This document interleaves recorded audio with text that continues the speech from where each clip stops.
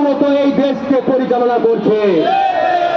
আজকে আমরা এই জাতীয় প্রেস ক্লাবের সামনে থেকে বলতে চাই, ডক্টর মোহাম্মদ ইউনূস সাহেব, আপনি আজকে যে চেয়ারে বসে রয়েছেন, এই চেয়ার গণ অধিকার পরিষদ তথা ভিপি নুরদের কারণেই সম্ভব হয়েছে।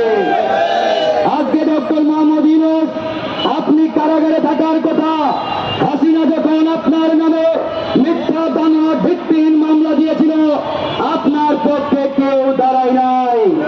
আপনার পক্ষে সেদিন দাঁড়িয়েছিল গণ অধিকার পরিষদ এবং ভিপি নুরুল হক নূর।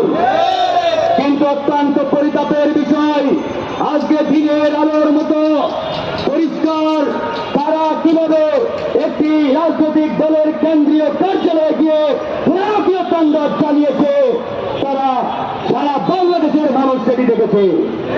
এরপরে প্রধান উপদেষ্টা ঘোষণা দিল ভিপি নুরুল হক নূরকে উন্নত চিকিৎসার জন্য অনতি বিলম্বে বিদেশে নেওয়া। এখানেও এই সরকার আমাদের সাথে প্রতারণা করেছে, বেইমানি করেছে, মুনাফিকি করেছে। তারা বিদেশে নেওয়ার ঘোষণা দেওয়ার পরেও আজ পর্যন্ত তারা কার্যকর কোন উদ্যোগ নেয় নাই। বন্ধুগণ, তাই আমরা বাধ্য হয়ে সরকারের সেই ঘোষণাকে ঘৃণা করে প্রত্যাখ্যান করেছি। আমরা বলেছি ভিপি নুরকে বিদেশে নেওয়া হবে, তার উন্নত চিকিৎসা বিদেশের মাটিতে করা হবে, তবে সরকারের দয়া দক্ষিণার উপরে নির্ভর করে নয়। তাকে আমরা দলীয় এবং পারিবারিক ভাবেই বিদেশে নেব, তার উন্নত চিকিৎসার ব্যবস্থা করব।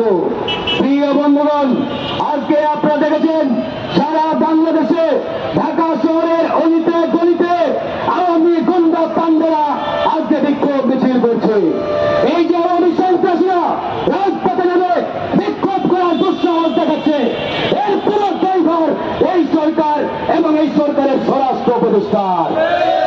আজকে স্বরাষ্ট্র উপদেষ্টা ওই চেয়ারে বসে তিনি অর্ডার দিতে পারেন না, যে থানায় আওয়ামী লীগের সন্ত্রাসীরা মিছিল করবে সেই থানার ওসিকে স্ট্যান্ড রিলিজ করে খাগড়াছড়ি পাঠিয়ে দেওয়া হবে।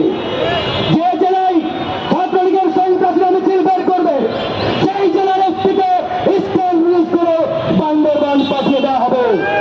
এই ঘোষণা এই অন্তর্বর্তীকালীন সরকার, এই সরকারের স্বরাষ্ট্র উপদেষ্টা দিয়ে দেখতেন কোন জায়গায় আওয়ামী লীগ ছাত্রলীগ যুবলীগের সন্ত্রাসীরা মিছিল বের করার দুঃসাহস দেখাতো না।